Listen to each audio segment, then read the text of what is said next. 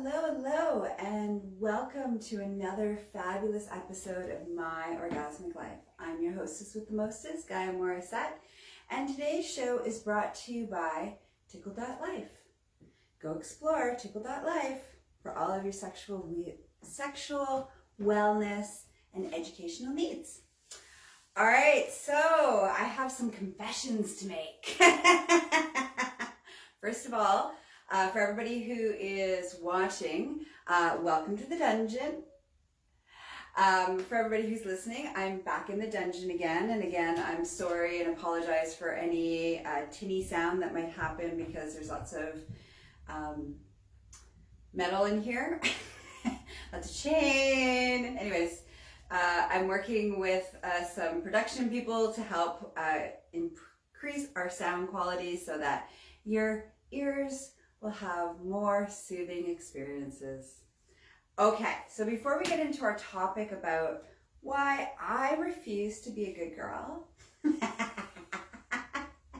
and share with you some deep insights that I've had about my sexuality and how I show up in the world and why I show up the way that I show up. So I'm excited to talk about those things. But before I do that, there's two important things that I want to talk to you quickly, and then I'll go into more detail at the end of the show. One, don't forget to tip your hostess. You learn, you grow, you are entertained, all of these things from My Orgasmic Life. Please support me in doing this work. And you can do that by joining my Patreon for as little as $5 a month. Second is that I have this fantastic program. It's a BDSM membership program. So if you've been curious about, because I'm going to end up talking about kink and BDSM and all the kinky things that I'm made up of. Instead of sugar and spice, I made up all of things kinky and not nice. If you want to learn more about kink and exploration into the world of BDSM and kink, then join my membership program, and I'll go into greater details at the end of the show. Okay, so let's get into why I am not a good girl. And I want to start with what inspired this show today. So I've been spending a lot of time on Reddit lately. Doing a lot of writing, a lot of posting, a lot of giving support, giving advice in relationships and sexuality and BDSM and all sorts of cool stuff. And while I'm creating these, this wonderful content on Reddit, I've really noticed this theme that started to show up, that most of my kinks, actually not most of them, all of my kinks are in direct opposition from societal norms of what good girls are supposed to be, what as a woman I'm supposed to be from a sexual standpoint, which is not sexual. First of all, let's just call it for what it is. And that all of my desires is all about saying fuck you to society. I will not conform. I will not behave like I'm supposed to behave as a girl, as a woman. All of my stories recently are like, okay, when I'm trying to figure out, okay, where did that kink come from, or where did that arousal come from? Where did that first show up in my life? It all comes from an earlier experience where I was punished or usually punished or shamed for going against society, going against the norm, which then, as I grew and my sexuality grew, turned into my sexuality. So that's huge. Basically everything I do sexually is to be not a good girl and to be like, fuck you, society. So here's some examples of that. Because of course my audience are like, well, what do you mean, Gaia? What are you talking about? Like what? So I know you want to know what, like what. So let's start with one of my favorite sexual activities is CBT, which I am not talking about cognitive behavioral therapy, by the way, which I also do, but that's not what we're talking about. We're talking about cock ball torture. And nothing gives me greater glee and delight than hitting some boy consensually, this is important, consensually hitting some boy in the penis, in the balls. And it brings joy through my whole entire being. So as I started to explore, like as I was writing a post recently on Reddit, I realized that, oh, that comes from being like when I was a little girl, you were taught, like really strongly taught, that the worst thing you could ever do to a little boy is to ever hit him in the genitals. And if you did that, you were the most horrible human being ever. And that was what was very much, beaten, not literally beaten, but, energetically beaten into you as a little girl. Like, you don't hit boys in the balls. And so the shaming of that and the worst possible thing actually had me go the opposite direction of hitting boys in the balls to becoming a connoisseur and a worshiper of the penis. And I still worship the penis, and if that's what's appropriate, but I also really enjoy hitting it. And that's okay too, right? So that's one thing. Another thing that I love, and part of my sexuality that is a huge part of who I am as a sexual being, is with my husband, we play this game. We do a lot of role playing. But one game that is my favorite, because I'm not supposed to do this, like nowhere in society is it okay for me to do this, is that while we are having penetrative intercourse, sex, I call them different boys' names. I know, right? If you're listening, you're like, what? She does what? Yeah, because like you're taught, as a good girl, you're taught that you're supposed to only want one penis. You're not supposed to want more than one penis. So like that's first part of that is, frowned upon in society. Second, that penis, you're supposed to just worship that penis, enjoy that penis, and that part, your partner, is like the end all be all of everything that you could ever want, and that you should not think about, fantasize, desire, or want some other somebody else. So, in theme with who I am as a sexual being, and part of my rebellion of the good girl syndrome, societal good girl, I'm the opposite of those things. I love lots of diversity. I'm ethically non-monogamous. I love many penises. And I love calling my partner a different name, because you're not supposed to do that. Now, the funny part is that this is, again, this is all consent, all right? It's already been consensual. I didn't just like randomly start doing that and like, we didn't have a conversation about that. I had a conversation about that first, and he's like, yeah, that's fine, that's funny. He's like, I don't care, it's my penis that's inside you. You can call me whatever you want. Whatever floats your boat. So that was another awareness for me. It was like, wow, yeah, I really don't do anything.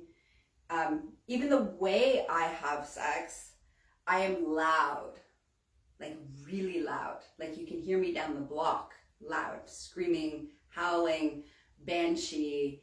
I am not still. I am scratching and biting and throwing things and writhing, and I ask for what I want, and I expect to get what I want, no matter that's what's happening. All of those things are the opposite of being a good girl. Being a good girl, she's quiet. Being a good girl, she doesn't make much noise, and she doesn't make much movement. She just is there to please. From a societal standpoint, the good girl is, she's supposed to be just there for her partner's pleasure and to service her partner, not be the one that is hungry, wants sex, is engaged in the experience. So, yeah, I'm not a good girl. I don't want to be a good girl. And then talking about the next thing about being a girl of how I'm like, fuck you, society, is that I do like being called a good girl if we're doing some power exchange, and I've dropped into the submissive role. And, you know, I've just done something really naughty and inappropriate and raw and raunchy and all of the things. There's this thing about being rewarded as like praised as a good girl, even though like I'm being praised for not good girl behavior. Good girl behavior would never have done that. That activity would have made a porn star blush. So I'm like, I'm definitely not a good girl. And it's the contrast of like using the terminology in another way of saying, fuck you, societal norms of how, as a woman, I'm supposed to show up as a sexual being. So I hope this inspires everybody, right? But I hope this really inspires anybody who identifies as female, and that how much of your true sexual desires are being squashed because you're carrying societal beliefs about what it means to be a sexual good girl, which is very, very limited. You know, like the like big societal rules about actually being able to be a sexual being and still be a good girl is you're doing it when you're married, you're doing it with the lights off, you're doing it from a heterosexual standpoint, you're doing it, you're doing it, what was I gonna say now? Missionary position, and it's not really about your own desires and wants. You have to be still, you have to be quiet. And all of those things prevents you from being multiply, serially orgasmic. It prevents you from really asking and communicating with your partner or partners what you desire. It prevents you from really, truly allowing yourself to be the primal, desire-based sex goddess that you are. Being a sex goddess is not polite. Being a sex goddess is not apologizing for your desires. It's about leaning into them. And in order for us to do that, we have to release and let go of any of the societal norms that we have been programmed to believe as preventing us from really exploring who we are as a sexual being, unleashing who we are as a sexual being. Because an empowered sexual woman is one of the most beautiful, amazing,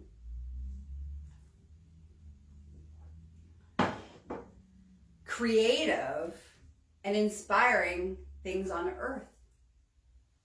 So that's what I leave you with. And if you are and anybody who doesn't identify as a female but has females around them or may be engaging in sexual activity, I really, really support you to encourage that awakening and to say, you know what, I don't want a good girl, because there's the other side of that from a societal norm that if you're not a good girl, you're not lovable. You can't be brought home to mama. You're not partnership material. I can't trust you.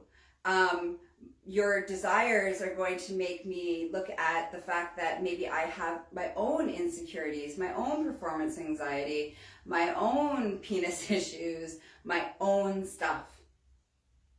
And so I lovingly invite everybody else who doesn't identify with females but are engaging in sexual activity with them to really drop into how am I facilitating an open environment for my partner or partners to awaken their empowered sexual goddess? Or am I making sure that person or people stay in that good girl mentality so that I don't have to feel my feelings, my insecurities, and work through my stuff. So let's all work as a team, and let's empower the world to embrace their sexuality and be unapologetic for it. But again, moving from a place of ethics. Ethics is different. So the ethical standard is that I do no harm to myself or others. So as long as there's consent, communication, all of those pieces, then we're good. Education, all those things, we are good. Not what society says is proper, but what does it do no harm. If it does no harm, then have at it, open up, explore, enjoy human sexuality. And don't apologize for it. I'm a sexually empowered goddess, and I love who I am. And I really enjoy not being a good girl. And so do the closest people to me. All right. Thanks for hanging out. I hope today's episode really inspired you. So quick reminder before we say goodbye to one another is 1, support your hostess, which is me. Tip your hostess. Join my Patreon. I will put the link in the show notes when we're done. 2, don't forget, if you're interested in some of the things that I was talking about in kink and you actually want to spend more time in my dungeon, whether in person or virtually, please visit please join my BDSM monthly membership events, which you can find at empressgaia.com. For all of your other needs in life, please visit Gaia Morrissette GaiaMorrissette.com, which is the hub that'll take you to all the places that I spend time in the world. Have a juicy day. May it be filled with new possibilities and unapology, acceptance, and embrace your divine sexual self. Have a good day. Bye-bye.